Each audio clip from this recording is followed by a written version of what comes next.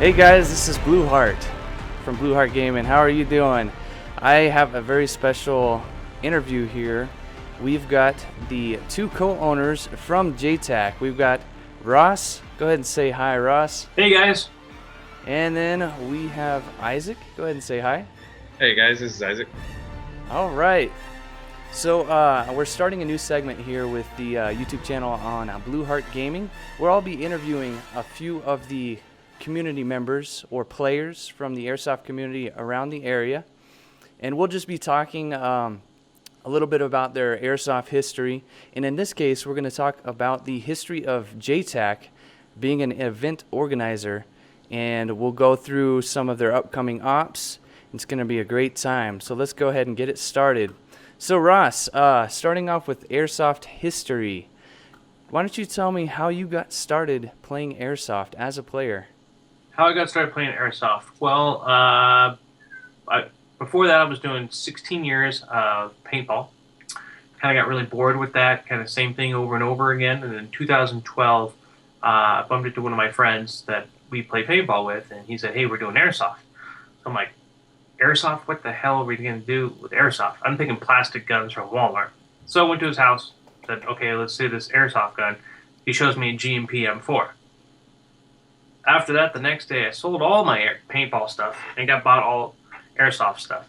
And that was toward the end of 2012. So after that, I've been kind of hooked ever since.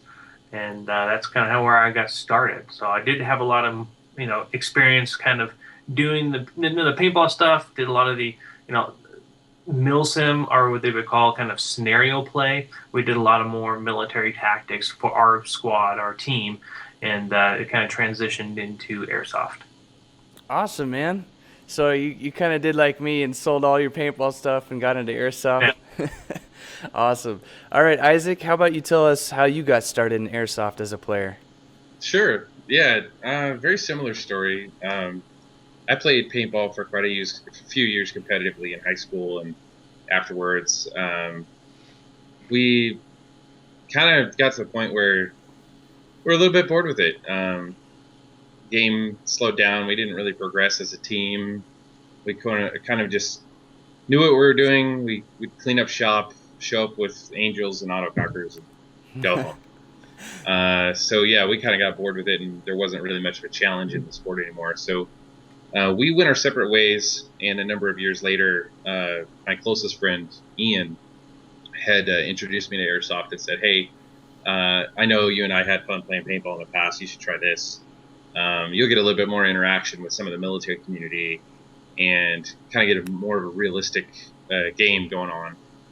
So I went and tried it. My very first Airsoft gun, went out and bought. I had long since sold all my paintball stuff, but yeah, I sort of got hooked ever since. And yeah, just kind of progressed from there naturally.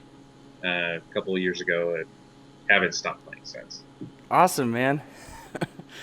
So we kind of already touched a little bit on it, but if you had to say, one, two, three, what are the main things that you enjoy about Airsoft? If you had to pick just a couple things. How about you, Ross? For me, the very first thing I noticed when I started playing in Airsoft was the first thing I enjoyed was just the realism of it.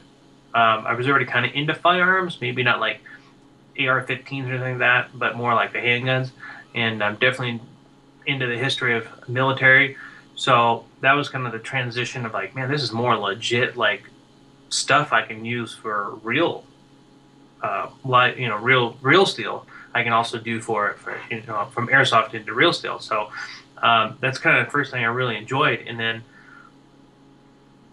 the AOs was like, holy cow, when I started seeing pictures of, going to play on a mount site, which a paintballer's dream, to go play on on something where it's multi-story buildings and underground tunnels, or really awesome tactical vehicles. I mean, that was kind of like, I was just like blown away by that. So my first op was like Operation Lion Claw at the Massachusetts, I think that's how you pronounce it. That's Indiana. That's supposed to be kind of almost one of the most realistic AO's ever been to, and I was just a lot of times I got shot and just started filming with the GoPro because I was just so amazed. I mean, it looked like there was so much growth. I mean, of this and stuff was just torn down. It looked like something out of The Walking Dead, basically.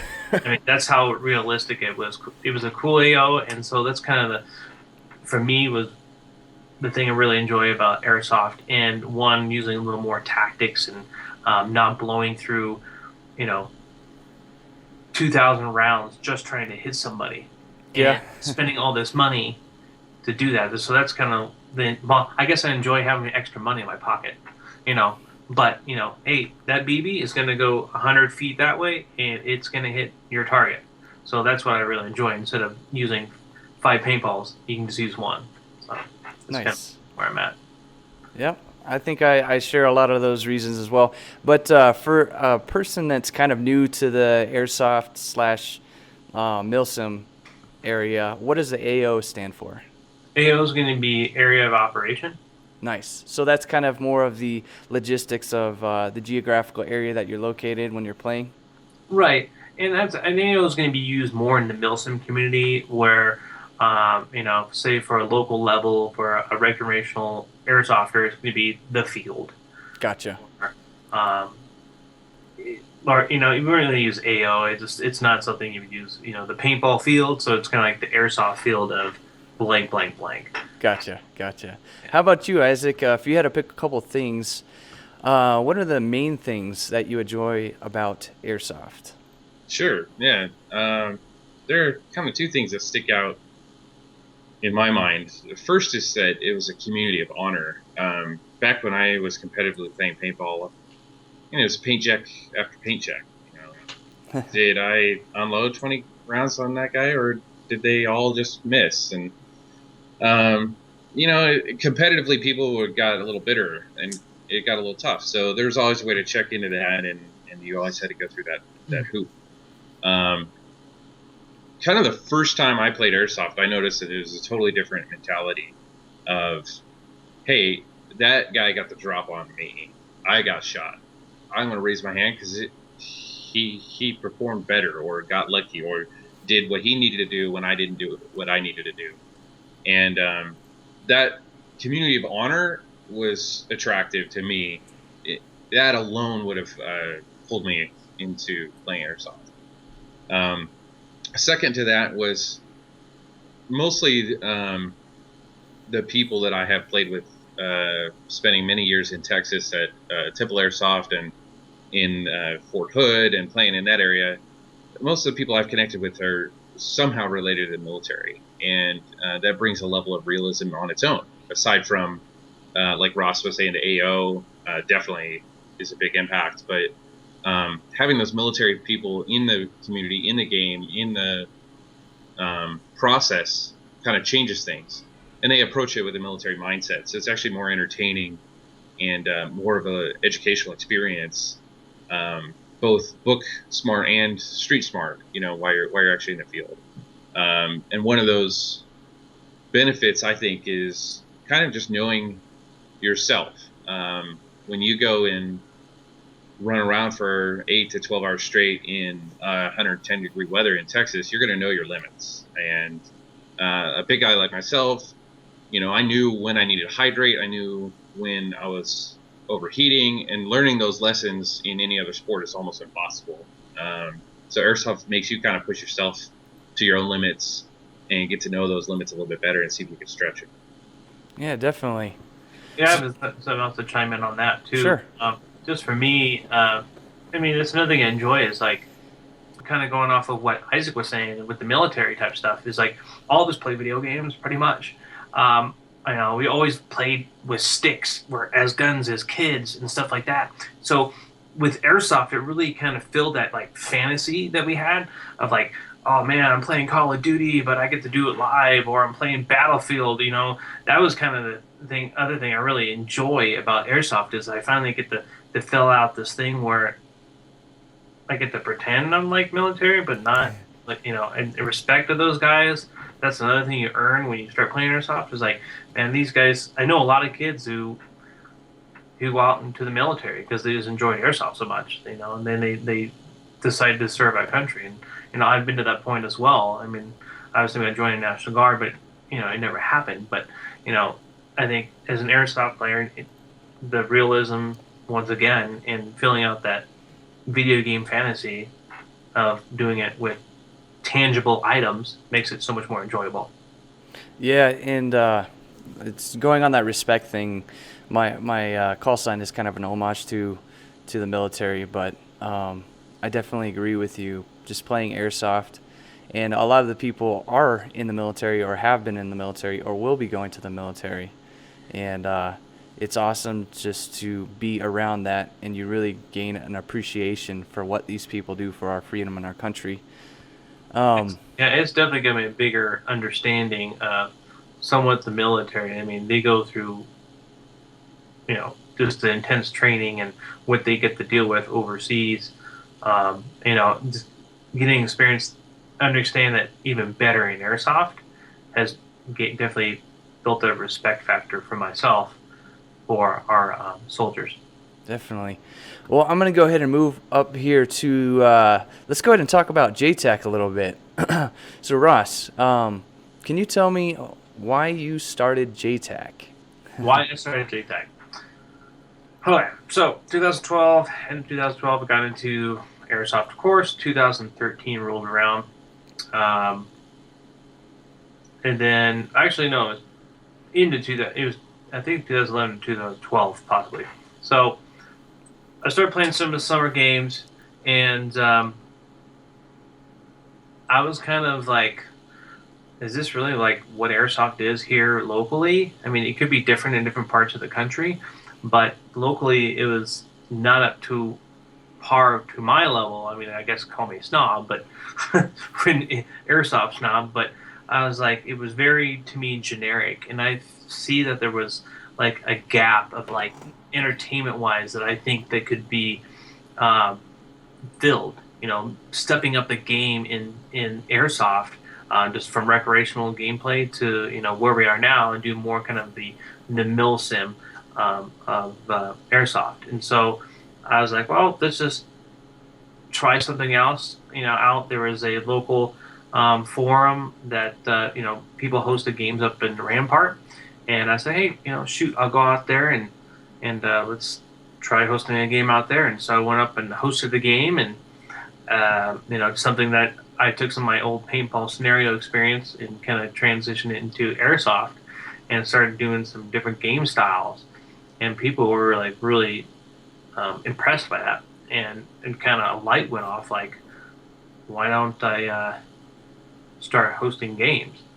And there was a one summer operation that happened here in Colorado that I attended, and I was just like, wow, this is not this is a cluster blank blank blank. And this is not organized the way that I'm used to, even in paintball. I mean, this is not. I was almost embarrassed at first. Like, man, I sold my paintball stuff for this, and so that really drove me to start going full on with Jtac. And ever since then, it's been an uphill battle a little bit, because you're regionally. I mean, it's still young here in this part of the country compared to the east and west coast, but it's been rough. But that's kind of where we started. Gotcha. No, that makes sense, and we are definitely appreciative as a community of you stepping up and starting that, so we can all take our game to the next level with each other. And when you say young, are you referring to kind of the airsoft community as a whole here in the middle of the country in Colorado, as compared to, let's say, California or Georgia or some places that have some huge fields and different things? Is that kind of what you were referring to? Yeah, that's what I'm referring to. Not as young as in like kids' ages, Yeah. but where the community age is. And it's East Coast and West Coast, and it's moving its way into the center of the United States. From what I've seen, from Facebook, you can go to some East Coast state, and they got 2,000 people on a forum compared to we only have like 1,000. So those type of things. Gotcha. Definitely, people, just we're still getting new people all the time, and it's trying to find that is rough. But I think that where we're at, I mean, as a community, but definitely there's a lot of room to grow. I think we're more in the adolescent stage of where we're at compared to like California or um, the East Coast. It's like California. I mean, you go for a weekend game, can get 300 people. That's an operation. Yeah, that's pretty That's an crazy. operation. But people just go out and play in airsoft just for a weekend. So Yeah. Yeah, definitely. But the good thing is we're getting more players every day, every weekend it seems like. Some older, some younger.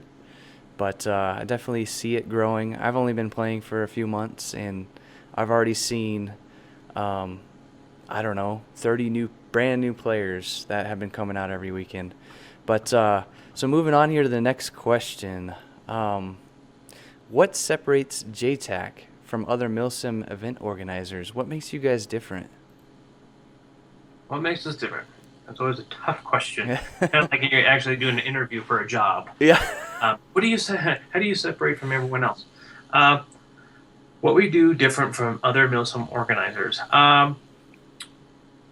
One, I think we have a little more personal touch.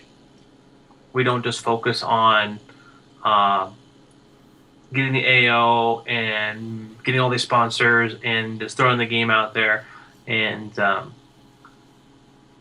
taking everyone's money. And I'm not saying that other organizers do this, but and to go to the next stop, and providing the other organizers do provide a lot for everybody. I'm not gonna lie about that. Patches and swag and all this other stuff. But I think what we do differently is we do have that personal touch where we get to know individual players. We get to know day by day like their kids' names as well. If they have young ones. Um, we do what we else we do different. Our game style. Our game style is way different from any other type of organizer out there. We have continuous objectives. We have, we try to write in a short amount of time between our ops. We try to give themes. We always have the Separatists versus the Republic. That's our two factions that go at it. We always try to build a storyline, with those factions of like this faction's invading that faction. So creating that community of that mind think of like, hey, I'm a Separatist, I'm a Republic. We have our own faction pages that constantly talk trash to each other in a make believe LARPing world, if you want to put it that way, and they love it. And that's where I wanted to go since we started this thing. Was really, I think, that for me is what the community is about, is joining creating these two factions and people can talk and it creates camaraderie. That's one thing, an honor and stuff like that, where players can call each other like, hey, good hit, across the field, and they're totally two enemies. So I think just harvesting, I don't know if that's the right word, but mentoring the players to us can also, it separates, I think, for us from other organizers. Just getting, like I said, personal touch. Very nice. No, I definitely see that. This will be my first operation with Jtac coming up. Like I said, I haven't been playing Airsoft very long. And I enjoy that kind of role-playing fun part where you get to play, you get to kind of be a Separatist or be a Republic person. And then you go out and you face off the other faction and you talk a little trash, but you're still honorable. It's great. Right. Isaac, what do you have? Do you have anything that, I mean, Yeah. you came on board with us this past year, and you played at our games, and what do you, as a player perspective, what do you think? So yeah, exactly. I kind of toured all of the major game hosts out there in my area, sort of in the Midwest of the United States over the last few years, and the one thing that I saw that was missing, and quite a drastic gap for going for that theme, just absolutely not there, was a communication between the players and the organizers. Just hey, feedback up, send it up the chain of what went well and what didn't. Let us know. Let's have a discussion.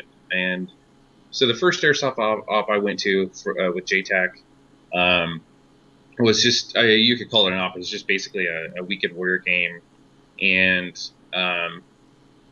it has some scenarios, and it was like a mini op, and it was awesome. It was like, I don't know, $25 or something, and it was like a full day of an op.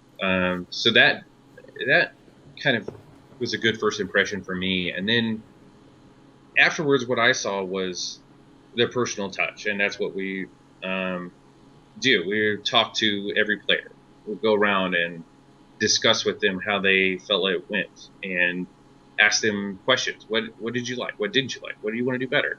And these are simple things, and it sounds kind of like a no-brainer, but to actually see it happen and to talk about it are two different things. So I saw it happen, and immediately I had that desire to be a part of Jtac. And so it naturally progressed from there. It makes sense.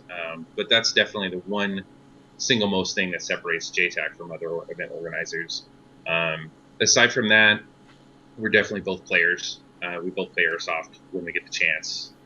Nice. We had a great time at Rhodesian Revolt. It was one of the best games we've ever been to, and we're going to be hosting a game there. They took lessons from us. We took lessons from them. May build that relationship, and so we, even when we go out and play, we're still thinking like, hey, how can we improve the Jtac game? How can we connect more with players? And that translates to a more rewarding experience for our players, and that's really what we're about. Awesome. And adding that personal touch, a lot of things is cultivating the players to have specific roles. So, having medic roles, having communication radio man, having their engineer, having all that is really cultivating the player to become better and to become better in our games as well as as other games. Learning how to communicate, and people like, what do the people like? Loadouts. People load out everything. They'll buy everything. I look like the guy on Battlefield. So why not cultivate that? Why have that come to life? Yeah, definitely. So, where do you see Jtac in 5 years? That's a tough question, but yeah, let's see if you can, or in the general future, say a few years ahead. Where I would like to see, I guess, Jtac in 5 years, definitely kind of being on the top with the big boys out there, regionally as well as nationally. Giving some players another option to do something different. There's another new company that really hit the scene last year that finally got noticed, and they're offering something totally different that we're going to be attending, and having those options for players, I think is very important. They want different levels of milsim. So 5 years, I would like to be one of the top three, and it's kind of where I'm at. Maybe running, doing this full time and not having a regular day job. Most of the guys do, but maybe even possibly we can have our own store, or even having an indoor airsoft field is kind of a dream that I have for us. And then doing big games like 4 times a year in different parts of the country. It's kind of where I'm at. That's on the table, but things can always change. Nice. No, that would be pretty awesome. I know I'd come quite often. So moving on here to your upcoming op, let's talk about that a little bit. So tell me what's the next event that's coming up? What is it called? Where is it? How can people sign up? And when do they need to sign up by? Well, the next op that's coming up is Operation Red Scorpion. It's going to be held at Camp Guernsey, Wyoming, weekends of September 18th to the 20th. Game doesn't actually start until Saturday, so a lot of you guys can just go right after work or school. I know a lot of guys are going to still be in school. School's going to start here shortly, so don't worry. It's only a 3-hour drive from Denver, so 3.5. You're with your buddies. You'll get there in no time. The gate's 24 hours, so you actually can get in and play. So I just want to throw it out there that you guys can play. You don't have to take school off. So you can be there, get there at midnight. I'm totally cool with that. So in a video that's in our Facebook page, it kind of explains kind of the walkthrough that Isaac actually did. So it's pretty good. What was the other question? So how can people sign up, and when do they need to sign up by? Right. They need to sign up. And right now we have an awesome deal for everybody. It's $80. It ends August 16th. And after that, it goes up to $100. I know some people are gonna be like, "Oh man, $100." That's still not that bad, though. It's not that bad. No, it's not. Nah, and I mean, most major events are 150 plus. They usually do incentives as well. We're just doing an $80 incentive for you guys because there's a lot to producing a game. So $80 for a full weekend on a military base. You get a hot shower, bunks, chow hall, a few other things. But the best thing I can say is watch that video on our Facebook page. And August 31st. August 31st is the final cutoff date. The reason being because money has to be in for pre-planning for Guernsey. If you guys are gonna eat at chow hall, well, you gotta know how much food to order. So August 31st is the final cutoff date, and there will be no walk-ons. So where do people say I want to sign up before the 16th or after the 16th? Where do I go to sign up? That's going to be at our website. Okay. It's going to be jtacairsoft.com. Awesome. And you'll be able to go. It will take it right to the ticket page. You can click on that. You fill out your order, how many tickets you need. You'll have your credentials. It's filling your credentials, and it's all kind of right from there. Awesome. So, talking about Red Scorpion a little bit here, are you looking for any more help with Red Scorpion? If you are, what roles, positions, etc. are you looking for? We're always looking for help. Since it is kind of one of our largest events, having help in roles we're looking for are going to be villagers. We're going to do kind of a live action village where you can actually take some of your in-game money and trade for intel or trade for food, patches, any kind of some swag that maybe our sponsors are going to give away. You actually pay in-game play money and use in-game to purchase those items. That sounds awesome, by the way. I'm looking forward to that. Right. So it kind of, it's been done in some other games with in-game money. We have had some at one of our ops, Hunt for Bin Laden, which was probably one of our best games that we've had. That everyone agreed was just a great time. It was, I was like, everything has flowed so well together. The other roles we're going to be looking for is probably a few admin who want to help out. We know that most players want to play, but we are looking for anyone who maybe doesn't want to play this time around. Maybe just sit back. You don't have to worry about paying for a ticket or anything, but you could still get the amenities that Guernsey has, and just kind of being there as helping out with safety. If there's any problem on the field, you can kind of reinforce the rules, things of that nature. And we're also looking for a few in-game admin as well that get to play, but they if there's not an admin around, they can actually step in and help out with the game. Gotcha. If you have someone that's interested in fulfilling one of those roles, how do they need to get a hold of you to let you know they're interested? They can go ahead and email us at jtacproductions@gmail.com, which is also available on our website. And they can go to Facebook, and they can instant private message through the group page. Would be directly to me, and then or Isaac. And for our other Facebook page, just our standard business page, you can also do it through there as well. Awesome. And are you still looking for a pretty good amount of those admins, both in and out of game? Yeah, we're looking for maybe about 4 more on the admin side. The villagers is what I think me and Isaac, we just got finished with our missions, are looking for a little more villagers to kind of make the village come to life. No, that makes sense. Because I know some of the sponsors might be some villagers giving out some of their swag that you pay money for, because they not all of them play. But we're definitely looking for it. Awesome. If anyone's wives are going to be attending and they want to get in and help, looking for people going to serve food. You can go in and buy burgers. If you want a burger for lunch, You use your Jtac money, buy some burger and chips and some hot dogs, take a break in the marketplace, head back out to a mass unit to respawn, and you can head back in the game that way. Awesome. Good deal. So, also talking about Red Scorpion here, what do you feel like makes Red Scorpion special compared to other ops you've done in the past? What makes Red Scorpion special? I think it's just one. It's the AO Camp Guernsey, great camp to work with. We have our kind of Airsoft liaison that works there. He plays Airsoft as well. He is also our commander as well for the Green Team Separatists. So definitely Tam's going to have their run for their money, the Republic.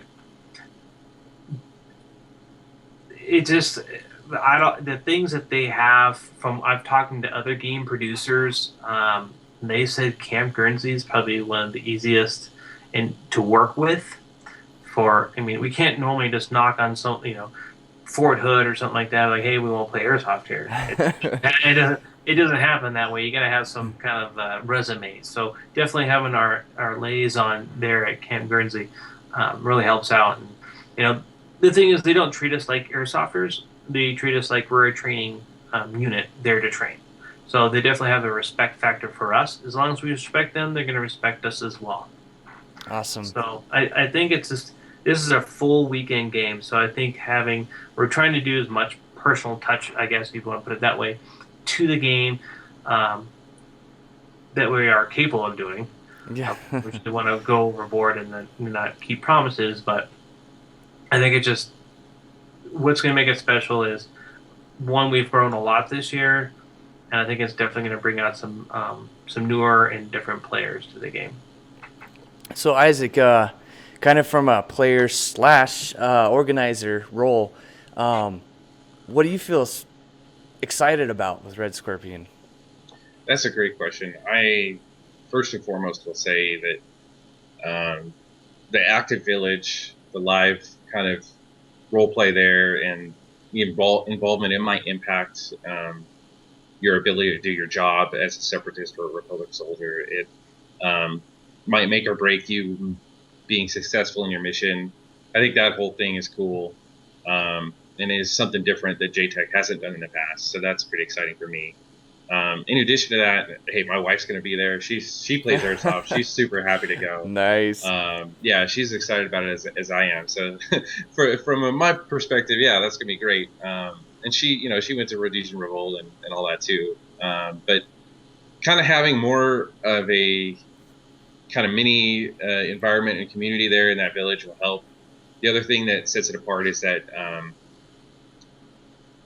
I would say our liaison, if you will, has sort of given us some latitude in what we can do and kind of some of the missions we can set up there. And that relationship has been growing over the years, and seems like it opens some doors that aren't necessarily always open to us. And that makes for a great game when something special like that.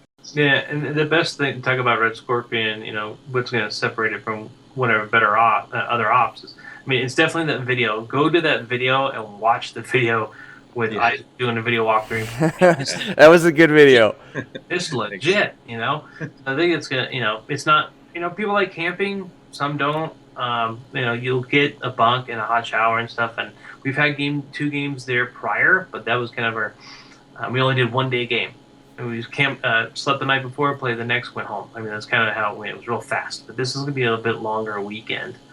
So I think that's what I think people are really going to enjoy. Plus, the other experiences you get at Red Scorpion, we don't normally get to use simulations. Building the Sims building at Camp Guernsey, where we actually get to use like a 50 cal simulator at the game, as well as some mortar tubes. So the mortars are it is loud. If you think a Thunder Bee's loud, well, wait till you see this. So it's gonna shake some people. We do things, blank fire weapons and stuff like that. So it's what's gonna, I think, separate us from kind of what we've had earlier in the year. Nice, nice. So, and planning such a big, impactful event like Red Scorpion, why are pre-registrations so important for you as an event organizer? You see, I'm smiling, you're laughing. Uh, this is always a touchy subject, and I'm not only speaking, or me and Isaac are not only speaking just for Jtac, but this is for any game, or any game producer, I would say. Any game producer relies on your money to put. I mean, we just don't take the money and put it in our pockets and go party. I mean, we put it You back don't? in the game. No, I wouldn't. I wouldn't. Yeah, I would. I wouldn't be in different places right now. But no, we put a lot of money back into the game. We like to get patches for you guys. Since we're so small, we're not like the big boys who have a little more capita in the bank where they can just buy things. So even them, they have the same struggles. I'll just throw American Milsim out there. Rumors came in that there's Copperhead game. The AO for that was, from what I heard, was like $30,000. Just Dang. AO. So you Yeah. can imagine why ticket prices and stuff are so high. I mean, yeah, the money has to go to pay for a lease, and insurance and stuff like that. So the reason why pre-registration is so important to help pay for that, to help pay for smoke, to help pay for special effects, making sure that we pay lease fees are very, for any type of event that we have. Things, time costs money, and registering at the very last minute puts a damper on the production company, because now we're doing it, what, 2.5, 3 weeks out is our final cutoff date. If everyone registers at the end, we have to try to produce all our props and all the supplies. Say, like, we're offering food, of course. Do we have to get all the food at the last minute? Those type of things. It put a real headache on the producer side of things. So definitely pre-registration is the most important thing for any producer, to get that in, so we can make sure we provide the right game for you guys in a correct amount of time. And how does that impact any sponsors or sponsorship? Yeah, they definitely, the sponsors for sure. They like to know at least 2.5, 3 weeks out, because some of these guys, we have Red Wolf Airsoft, right? Their main, I think, warehouse is over in China.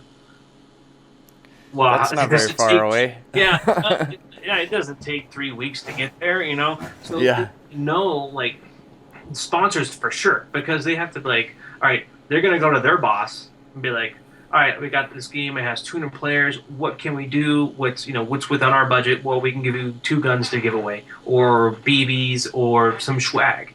They can't just pick 3 guns off the rack and do a 50-person game, because that's a normal weekend in Airsoft. Yeah. So that's the importance of pre-registration. So the sponsors are also lined up, so they can talk to their big boss as well to justify sending out product.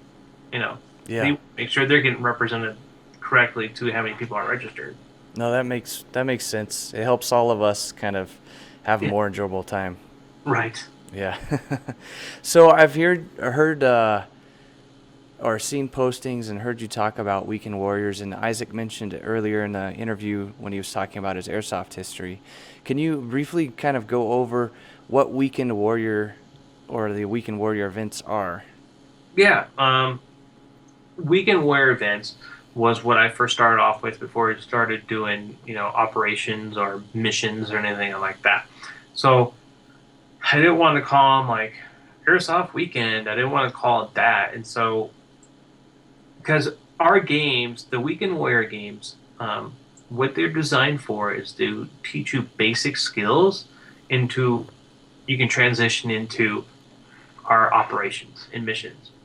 So at first, when we first started, was, yeah, you go out, you do objectives, you capture this flag or move this prop. It's a lot more objective games with vehicles now. We have tons of vehicles on a regular weekend game, but we add special effects now. Excuse me. But where we're, transitioning from Weekend Warrior into, it's like getting that mindset with the cultivating of the player again, getting him ready and prepared for another milsim type of game, or a game if you want to go to another game host. At least they have a little bit of understanding of like, hey, we got to read the rules. We're going to read, you know, the game layout and those type of things. And that's where the Weekend Warrior games come in hand. Even I mean, if you just want to come out and shoot BBs, that's totally fine. A lot of people come out and do that. They're not into like the whole milsim thing, but we definitely we definitely give them a bang for their buck. I mean, we definitely do smoke. We do blank fire guns. We do kind of tactical situations with vehicles. Sometimes we'll set up little missions where you have an op four and a team has to come in hot in the vehicle and eject out and take on your op four and then blank fire. I mean, Sounds it's pretty total cool. chaos. And Isaac can kind of probably go into that because he probably went to what, maybe 3 of our Weekend Warrior games or something like that before he I invited him to be a partner with me on this. Gotcha. So what was Yeah. your first Weekend Warrior like? I mean, how did it impress you? In what ways? Yeah, so like kind of touching on what I was saying earlier, like I saw there's a lot going on. There's some objectives. There's attendance is higher. There's more players on the field. It draws a crowd, and we immediately saw people kind of knew what to do and where to go. It was a system. So you've got your green and your tan set up. They already are kind of split up into their sides. They knew that this was a Jtac game, and so they knew what to expect. And the expectations were that there are going to be objectives and there are going to be moving parts to the game. It's not going to just be, okay, shoot each other till the whistle calls and then flip sides and do it again. Yeah. Which is basically paintball for the first couple of years. Yeah. So, yeah, we quickly connected after that first Weekend Warrior and started talking. So I want to touch on a little bit about what Weekend Warrior meant to Jtac and kind of what it means to Jtac in the future. And so right now we're in the process of investigating and sort of finding a second location and a second home for the Weekend Warrior games, because what we found is, like Ross was saying, it cultivates growth. Not only do we get more players and a bigger crowd, but kind of steps up the player and helps them have a venue and a location and a time to say, I could do a little bit better than what I have. I can improve my ability to communicate with my team. I can improve and I can just kind of grow. And most of your weekend games, most of your normal local field games, you're not going to have that opportunity. And if you do, you're maybe looked at as being silly or something like that. So Jtac Weekend Warrior games gives you the opportunity to kit yourself out, get all your gear on, get your radios, get your team, and go practice.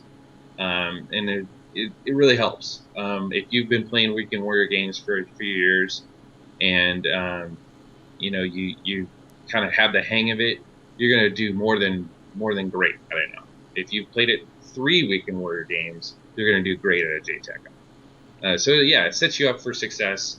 So we're trying to replicate that out here in Kansas City area and find a place to do that in the east side here, and just kind of see what we can do. Hopefully, get more interest in kind of the players stepping up to the challenge of learn some of the tactics and some of the tricks of the trade, if you will. Gotcha. Fieldcraft, I should say. Fieldcraft.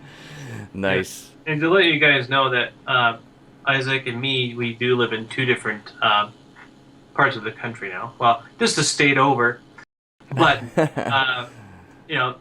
life situations happen, and you got to go where you got to go. And so, but me and Isaac are, we're definitely, at operations. He comes on board, and we help each other out. We do a lot of stuff over internet because there's a lot of media and mission planning and stuff like that.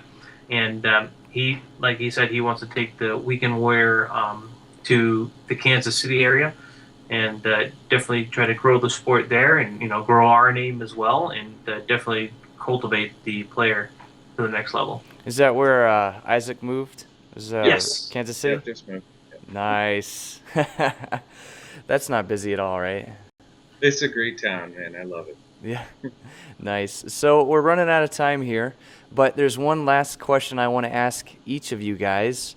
So if you can tell me, I know you probably have more than one gun, etc., but tell me what primary gun, if you were going to go to a Milsim, weekend event, what gun would you use? Why would you use this gun? And what do you like most about it? Go ahead, Russ. Right now, uh, I'm really happy with the Crytac. The Crytac M4, CBR, SPR. Internals are pretty much all the same. I know Crytac's just like 2 years, a 2-year-old gun manufacturer, but it's manufactured by by Chris Group, who makes the Chris Victor 45. They started an Airsoft division called Crytac, and Tim from Airsoft GI. If you guys who've been in the sport for a few years might know him from back when he worked for them. Now he's fully committed to Crytac. But Crytac, internally, externally, it is a solid gun. We are kind of looking into the Tippmann M4 is for an HPA system or a gas blowback. It's kind of in between, which is a pretty solid gun because from paintball, I use Tippmann. And you can run over it with a pickup and it still worked. That was the cool thing about the Tippmann. And so we're trying it out to see how solid it is out in the field. But right now, my primary is probably the Crytac. Nice. I like both of those guns. I was that close to buying a Crytac, and I'm not saying my gun is bad, but I'm kind of regretting not going that route. I would say if you save, for some of the guys who don't make a lot of money or allowances for the younger guys, or they got a part-time job or something like that because you're still in school, save that extra paycheck for a month and you'll get a much better quality gun with the Crytac. And actually we're looking at Crytac is just sponsoring the Red Scorpion, and we're going to be giving away a CBR at the game. Oh, look at that. There you go, guys. How about you, Isaac? What gun do you run? Why? And what do you like most about it? That's a good question. Yeah, I've got many. It's tough to pick a favorite. I know that I spent years playing on a team, running a team, and we all used GG combat machines. Gutted them, rebuilt them, and they ran great. Little Hondas, if you will. Great to modify, but yeah, they're not the best out there. So I've since switched up to a Tippmann M4. I gotta say, my favorite thing about it is that it can shoot underwater. It's like a real nice thing for me to be away from the batteries entirely. No electronics is my happy moment with it. The point that I would say though that is more critical is, what are you going to do with that gun? I've seen even the clear plastic guns perform well out there on the field if the shooter knows what they're doing and knows how to communicate. So I would say my favorite gun is the radio. I love the radio. Nice. But yeah, the Tippmann is pretty good. I like it. Yeah, you're talking about the Tippmann M4 that converts between CO2 and gas HPA.